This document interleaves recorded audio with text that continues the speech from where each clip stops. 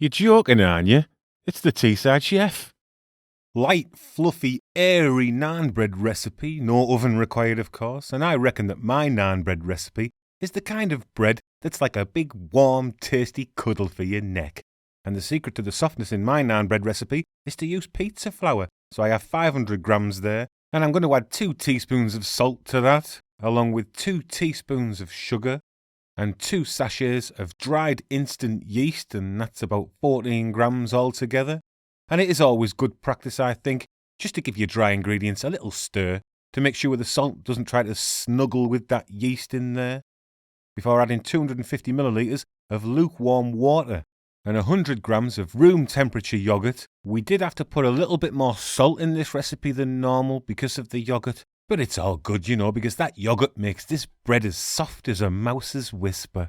And now I've brought it roughly together, I can put it in my machine to knead, and we want to mix this for around 8 to 10 minutes on a medium speed, I suppose, but you can do this step by hand if you don't have a machine. The dough is quite easy to work with, but I just have to say that pizza flour can carry more moisture than other flours, so if you want to make this bread with ordinary bread flour or all-purpose, you can, but you will have to cut the wet ingredients a little, and all the info for that and the full recipe for this naan bread is in the description below for you.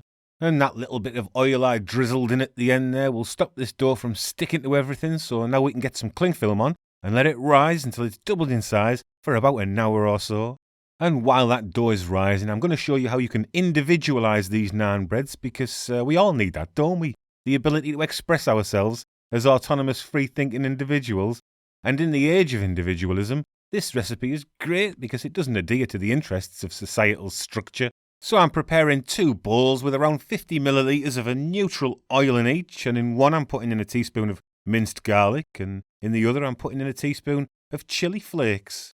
And I don't necessarily buy into the philosophical construct of ethical egoism, but I'm still going to give you lots of ways in which you can act in your own self-interest later, so stick around for that.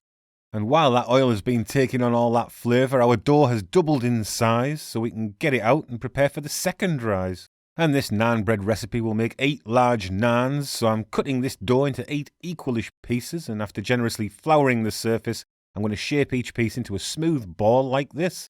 And for all you right-wing libertarians, I'm not looking to prevent you from exercising freedom of action.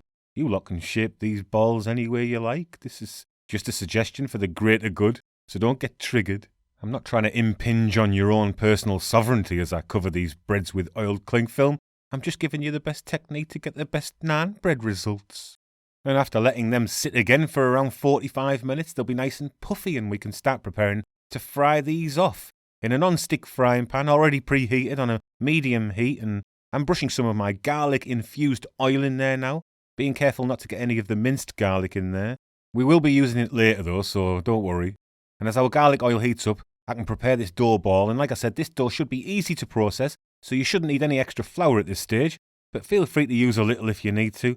After all, as individuals, you have the right and the power to decide what works in your own personal interests, don't you? So after flattening this dough out into a large oblong shape with your self-ruling hand, you can just get it straight in your pan, where you need to cook it for around 4 to 5 minutes per side. And I like to brush the top now with more garlic oil, because when you're frying bread like this, the top side here can often come out too dry, as the first side has soaked up all the oil, and this helps to demonstrate, I suppose, why extreme ethical egoism is self-defeating, you see. Because if you don't do this step, that selfish underside will hoover up all the limited oil resources as a point of personal ethical principle. And you can see how good that looks there, so let's get on with the final stage, brushing the finished, still hot bread with more garlic oil, and this time we want to get some of that minced garlic on there as well.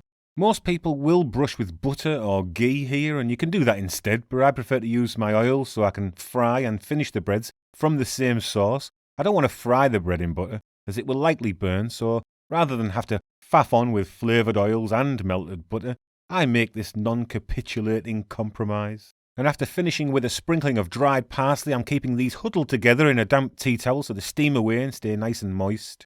And this one that we're getting close up and personal with is being cooked in the chili oil in the same way, and you can use the concept of positive liberty to spice your oil in any way you like for your own personal individual flavour profile.